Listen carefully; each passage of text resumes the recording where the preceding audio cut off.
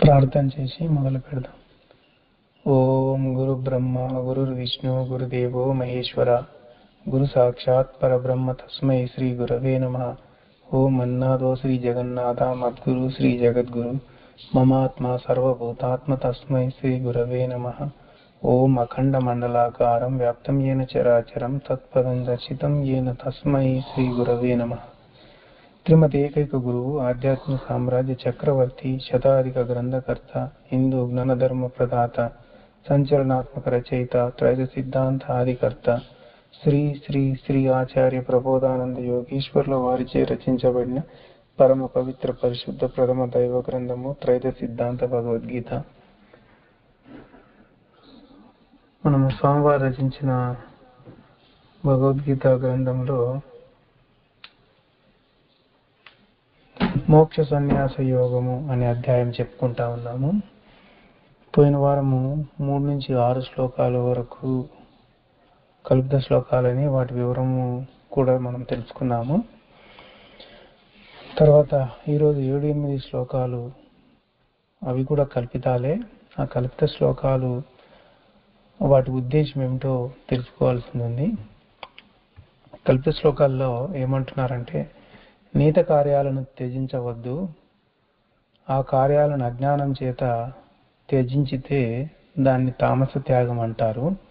అట్లే దుఃఖకరమైందని శరీరానికి చేయటంలో కష్టమైందని వదిలితే దాన్ని త్యాగం అంటారు అని, రాజస త్యాగం అంటారు అని చెప్తా ఉన్నారు. ఇక్కడ ఇది భగవంతుడు తెలియజేసిన జ్ఞానానికి విరుద్ధంగా ఉంది.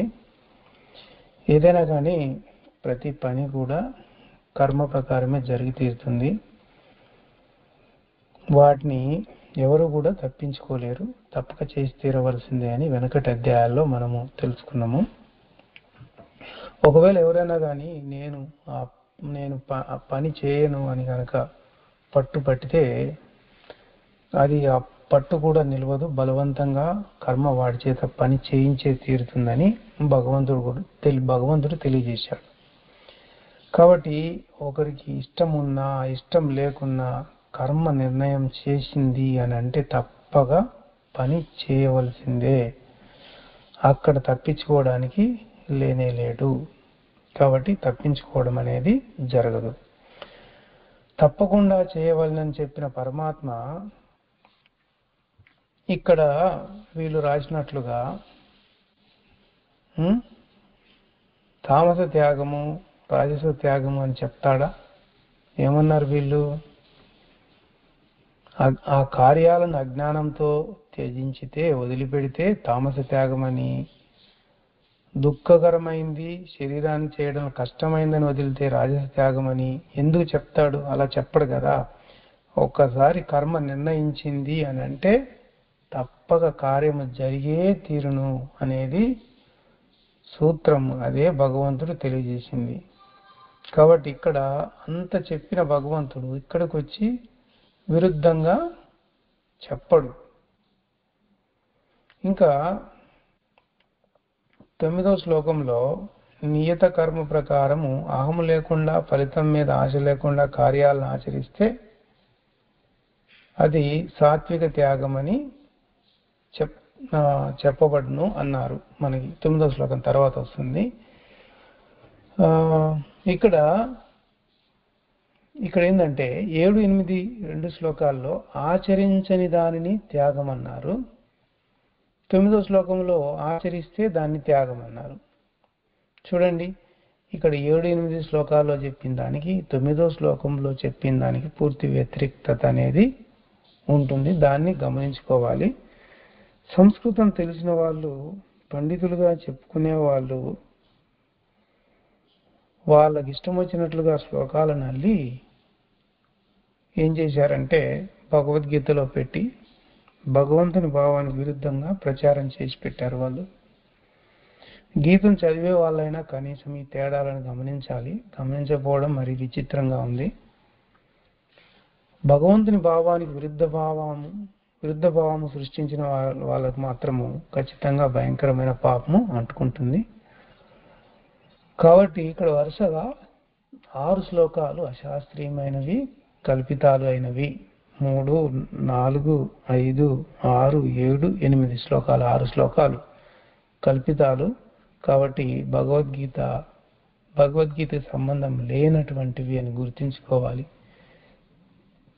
9వ శ్లోకం నుంచి భగవద్గీత మొదలవుతుంది. 9వ శ్లోకం ఏంటో చూద్దాము.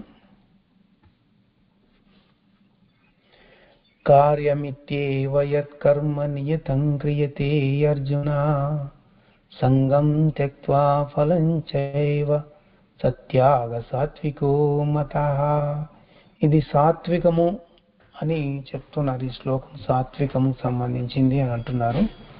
సాత్విక త్యాగము. కర్మ నియతమైనది కార్యమని, అంటే కర్మ నిర్ణయించినట్లే కార్యం జరుగునని, కార్యం చేయుటలో సంగమము లేకుండా, ఫలితం మీద ధ్యాస లేకుండా చేయడమే సాత్విక త్యాగం అని అంటారు అని చెప్తున్నారు ఇక్కడ. ఇది భగవంతుడు చెప్పిన శ్లోకము అనడంలో ఎలాంటి అనుమానం అనేది లేదు. మనం ఏ పని ప్రతిరోజు చేస్తున్నా కూడా ఆ పని మాత్రం ముందే కర్మలో నిర్ణయించబడే ఉన్నది. మనం గత జన్మలో సంపాదించుకున్న కర్మ అంతా కూడా సంచిత కర్మ. ఆ సంచిత కర్మ నుంచి కొంత కర్మ ప్రారబ్ధ కర్మగా కేటాయించబడి, ఆ ప్రారబ్ధ కర్మకు తగిన జన్మ అనేది మనకి ఇవ్వబడి, ఆ జన్మలో ఆ ప్రారబ్ధ కర్మ అమలుకు వస్తూ ఉంటే ఆ జన్మంతా కూడా అదే ప్రారబ్ధ కర్మ జరుగుతూ ఉంటుంది. ప్రారబ్ధ కర్మ కొంచెం కూడా తప్పిపోయేది కాదు, రవ్వంత కూడా తప్పిపోయేది కాదు. దాని ప్రకారంగా ఎవరైనా కానీ ఆడి తీరాల్సిందే. మన శరీరంలో, మన తలలో ఎన్ని వెంట్రుకలు ఉండాలో కూడా లెక్కించబడి ముందే కర్మలో నిర్ణయించబడి ఉంటుంది. కాబట్టి నీత కర్మ ప్రకారం, అంటే నియమించబడ్డ కర్మ ప్రకారము జరిగే తీరుతుంది ప్రతి ఒక్కరి జీవితంలో.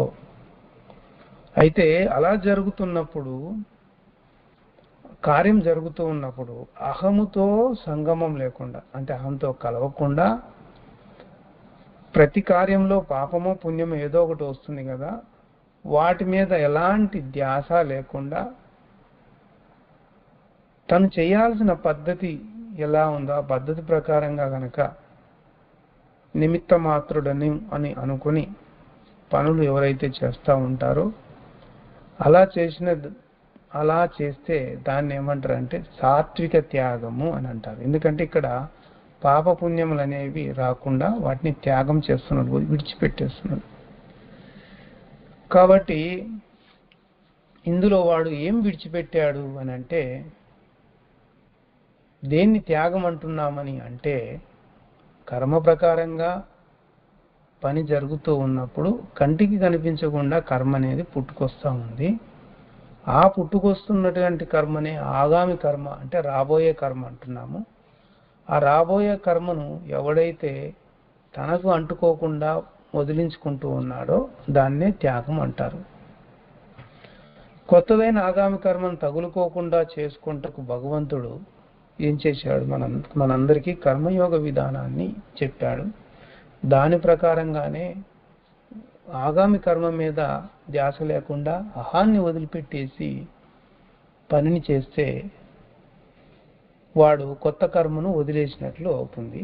అదే త్యాగం అని ఇక్కడ అన్నారు. ఈ రోజుకి ఇక్కడ ఆపేద్దాం. వచ్చే వారము 10వ శ్లోకం నుండి చెప్పుకుందాం. మంగళం పాడి ముగిద్దాం.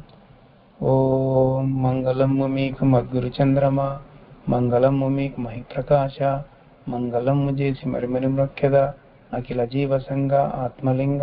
అందరికీ ప్రబోధార్పణం. నమస్కారం.